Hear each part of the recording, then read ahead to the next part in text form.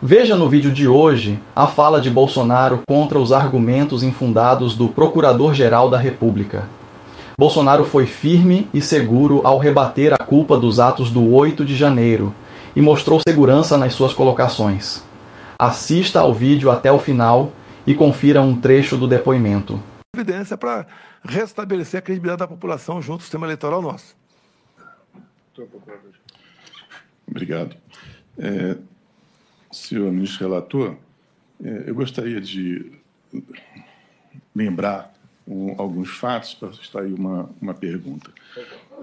Em entrevista concedida no dia 3 de agosto de 2021, o senhor Bolsonaro afirmou: se o ministro Barroso continuar sendo insensível, como parece que está sendo insensível, quer processos contra mim, se o povo assim o desejar, porque devo lealdade ao povo brasileiro, uma concentração na Paulista para darmos um último recado para aqueles que ousam açoitar a democracia. Repito, o último recado para que eles entendam o que está acontecendo. Passem a ouvir o povo. Eu estarei lá. Em seguida, no dia 7 de setembro de 2021, o senhor Bolsonaro voltou a desferir ataques ao ministro Roberto Barroso, especialmente também a Vossa Excelência, ministro Alexandre de Moraes. E ele, se referindo ao presidente do Supremo Tribunal Federal à época, o ministro Luiz Fux, o senhor Bolsonaro disse: ou o chefe desse poder enquadra o seu, ou esse poder pode sofrer aquilo que não queremos. Eu gostaria de saber qual era o objeto dessa ameaça feita publicamente. O que é que o Poder Judiciário poderia sofrer? Por favor. Senhor procurador, o senhor deve conhecer meu temperamento dentro do Congresso. Eu respondi uns 20 processos de cassação lá dentro. Um pouco explosivo. Muitas vezes errei. Quanto ao senhor ministro Barroso, ele foi advogado lá atrás, do Cesare Battisti. Ele trabalhou aqui para que ele permanecesse no Brasil. E eu, como parlamentar, trabalhar para ser extraditado para a Itália. Então, tivemos um embate lá atrás. O senhor pode ver, ao sair de uma reunião da Uni, ele falou, né, derrotamos o bolsonarismo. Né?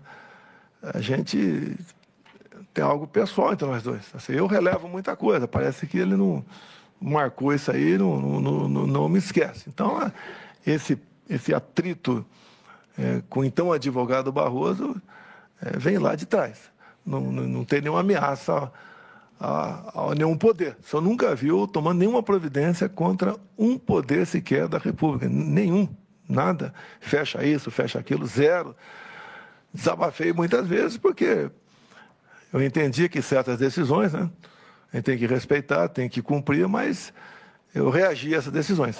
Não existia nada de concreto para ser feito contra o Poder Judiciário, no caso, como Vossa Excelência falou agora há pouco. Senhor procurador.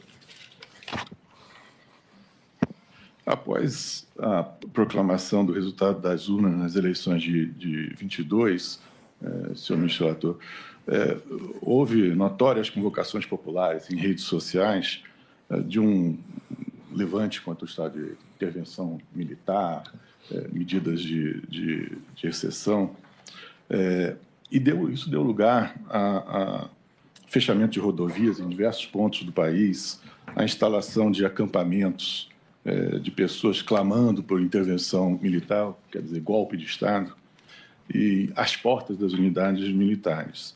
Eu gostaria de saber do senhor Bolsonaro como ele viu esse cenário, por que ele não desmobilizou imediatamente essas ações que questionavam os resultados das urnas, postulando providências contrárias à normalidade constitucional? Por favor. Senhor procurador, desculpa aí. Tão logo as eleições se acabaram, começou-se um movimento muito forte pelo Brasil. E o mais forte foi o dos caminhoneiros. Se eu não me engano, dia 1º de novembro ou dia 2, eu fiz um vídeo pedindo, então, que eles desobstruíssem as vias. se eu não me engano, nós tínhamos perto de 1.000 pontos de estrangulamento. A própria PRF sozinha não podia desmobilizar. Se eu almejasse o caos no Brasil, é só ficar quieto. No governo Temer, teve uma paralisação de alguns dias e o reflexo da economia foram danosos para todos nós. E nesse meu vídeo, a gente vai anexar o processo, que eu pedi aos caminhoneiros para desobstruir as vias, porque esse não é a nossa maneira de ser. Nós não somos como o outro lado, que não mede consequências para atingir o seu objetivo. Então, nós trabalhamos sim para que isso fosse desmobilizado. Dia 1º de novembro, inclusive, coisa rara, né? Eu fiz uma leitura com toda a imprensa na minha frente, porque eu sempre fui de falar de improviso. Então, dia 1º de novembro, com toda a imprensa na alvorada, vou ler só um primeiro parágrafo aqui. O que eu falei? As manifestações pacíficas sempre serão bem-vindas, mas os nossos métodos não podem ser os da esquerda, que sempre prejudicaram a população, como invasão de propriedades, destruição de patrimônio, cerceamento do direito de ir e vir. Então, foi o primeiro pronunciamento meu, tão logo após as eleições. E eu comecei esse pronunciamento com vocês vão sentir saudade de mim. Só sente saudade de alguém quando alguém vai embora. Eu já dei o sinal que estava indo embora, logo dia 1º, não tinha mais nada o que fazer.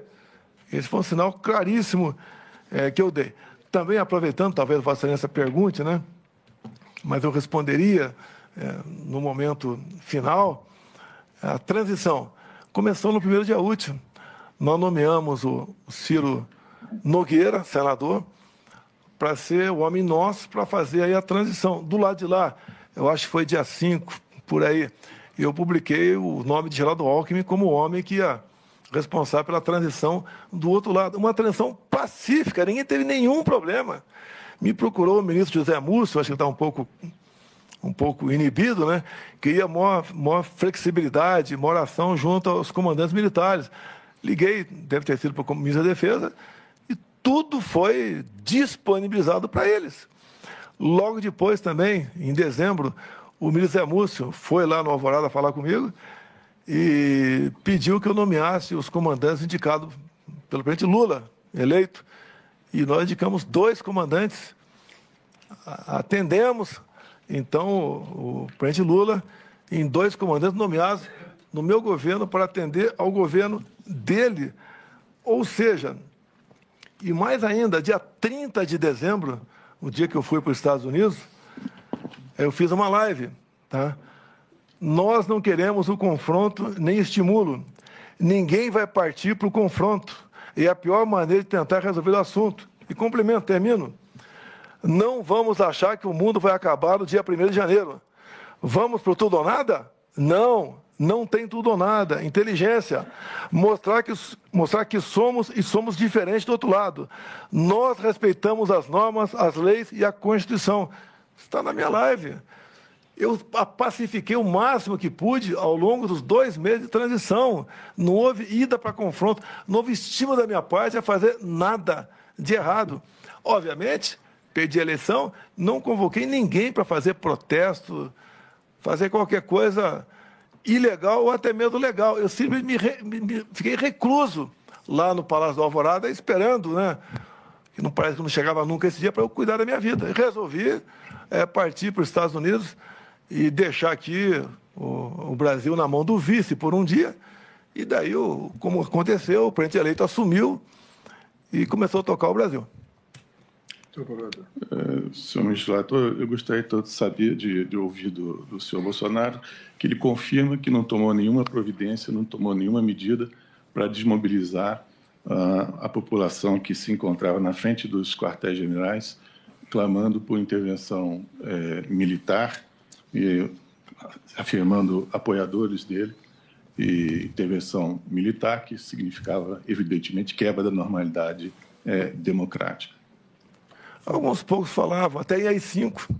Quanta vez o movimento nosso pelo Brasil, eu orientava o pessoal, chegar quem estava com a placa da AI-5, o que é AI-5? Eu não sabia o que era isso. Intervenção militar, isso não existe. Eu pedi para o senhor praticar o suicídio, o senhor não vai praticar o suicídio, deixa o povo desabafar. Falamos muitas vezes também a questão de intervenção militar, que isso não cabia As Forças Armadas não iam tomar uma medida de força dessa. Não está na nossa história essa questão. Então, ninguém estava, nem eu, esperando uma intervenção militar. Isso não existe. O que nós conseguimos fazer? O momento está muito forte. Se nós simplesmente desmobilizássemos aquilo, poderia o pessoal ir na região aqui da Praça dos Três Poderes, ficar pior ainda. Ficar lá, afastado. E no meu governo, 4 anos cheio do meu governo, nenhum, senhor Paulo Gonet, nenhum ato atentatório à democracia se fez presente. Se era tão atentatório assim, porque no dia 2 de janeiro, o atual presidente não o desmobilizou. Esperou mais 5 dias, mais 6 dias para desmobilizar. Se o risco era tão iminente de algo acontecer, por que não desmobilizou? Por que deixou esse pessoal lá? Agora, como já disse aqui, quarta, quinta-feira, que antecedeu o de janeiro, tinha em torno de 300 pessoas ou menos aqui em frente ao Forte da Paz. Já chegou a ter mais de 20 mil pessoas ali. Ou seja, tudo estava se acabando, tudo conforme nós planejamos, tudo voltando para a normalidade. E, infelizmente, eu não sei porque a Polícia Federal não apurou, quem convocou essas pessoas, em especial de outros estados, para vir aqui no dia 8 de janeiro.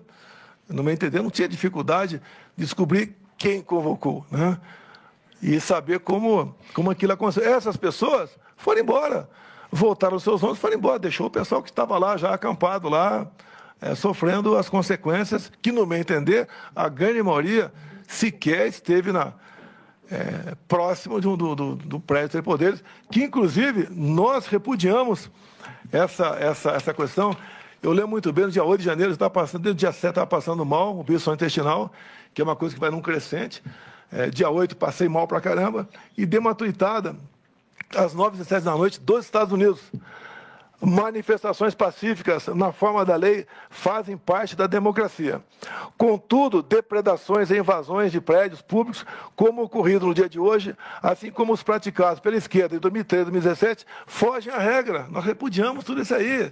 Não procede, com todo respeito, doutor Paulo Gonet, que eu colaborei com o 8 de janeiro.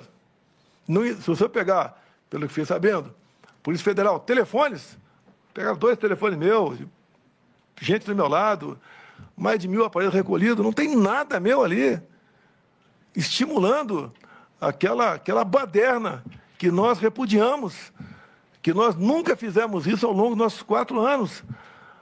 Este pessoal conservador é um pessoal um pouco diferente de outra parte da sociedade. E eu me orgulho desse pessoal que reaprendeu a amar a bandeira, a cantar nacional, a respeitar a família, a respeitar a criança em sala de aula, a acreditar no seu país. Então, isso tudo aqui, eu fiz e dei exemplo. Eu posso dizer a Vossa Excelência, quando eu mergulhei na piscina a primeira vez lá na Alvorada, estava quente. Chamei o pessoal lá, é elétrico ou é solar? Elétrico, desliga. Eu nunca gastei 1 centavo do meu cartão corporativo particular. A empresa foi gastava horrores. Nunca gastei 1 centavo. Entreguei os 48 extratos zerados. Tá? Quando eu viajava para o Brasil, dormia em hotel de trânsito. Custava em torno de 60, 70 reais. Pagava. Fora do Brasil, ficava em embaixada. Eu não pedi a minha aposentadoria da Câmara dos Deputados. Pedi depois. Passei 4 anos sem a aposentadoria das Câmaras dos Deputados para ninguém começar a me atacar. Ele ganha, na época, né? Vai ganhar 20 mil da Câmara, 30 de presidente, 12 do Exército. Não fiz isso. Fiz o melhor de mim, dando o exemplo. E a melhor coisa que pode fazer é o exemplo. Agindo dessa maneira. As minhas férias eram num quartel lá no Guarujá. E geralmente sozinha, minha esposa não gostava de ir para lá, ficava aqui com a família dela na Ceilândia, aqui em Brasília. Pô. Então, agi dessa maneira. Agora, por favor, doutor Paulo Gonet, eu não torci para o pior. Se tivesse torcido para o pior, não teria desmobilizado os caminhoneiros lá atrás.